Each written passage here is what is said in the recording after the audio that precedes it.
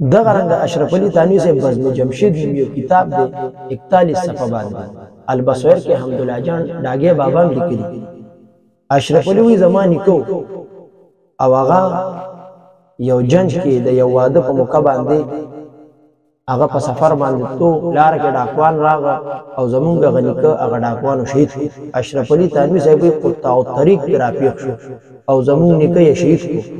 وای چې زمانی کې شهید شو پس د مرګ نه پس د وفات نه اشرف علي تانوی صاحب لیکلي چې زمان یاله با زما د نیکه د بشیرینه راوړل او دغه شیرینه به چې کله د یو کونډه خزې سره د کمې خزې چې خاون به وفات شوی دې سره به چې چا شیرینه ولیدي نو بیا به په هغې باندې بدګماني کوله. حمدالله جان ډاګی ابوجي صاحب لیکلي دي په 299 صفحه باندې چې دغه نیکه به د شپې په ویښه باندې په بیدارۍ باندې په ویښه باندې د اشرف علي د نیاله به مټیان راوړل. نو اوس ګوره پس د مرګ نه پس د وفات نه اشرف علي نیاله د اشرف علي نیکه به مټیان راوړل. اوس نه د کفر فتوا شته نه د شرک فتوا شته.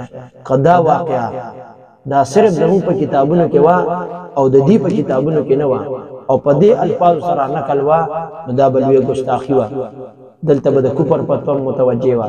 دلته بیا دي دا مشرکان هم دي دي د غیر الله نه امداد هم غواړي غیر الله ورسره پس د مرګ نه مدد هم کوي. اوس دلته د اشرف علي نیکه دی او نیاله مټیان راوړي ولې دې چېرته به بکرې کړی دې چېرته په بل ځای کې دې مړ نو دې ژوندی و چې دې له به د شپې مټیان راوړه. خو چې د دې په کتاب کې دا بلا نکیر را نقل کړی ده نه کفر دی نه شرک دی کله بیا دغه کار دوی خپله کوي نو بیا وایي دا کرامت دی او که دا کرامت چېرته د اهل سنتو په کتابونو کې د هغې اکابرینو کې د اولیاو باره کې وي بیا هغه کفر شرک او بدعت وي چې د دې په کتابونو کې وي بیا وایي کرامت دی رب ذوالجلال دی. مونږ او د تاسو د دغه مردارو خلقو او د دې د عقایدو نه خپل ځامان کې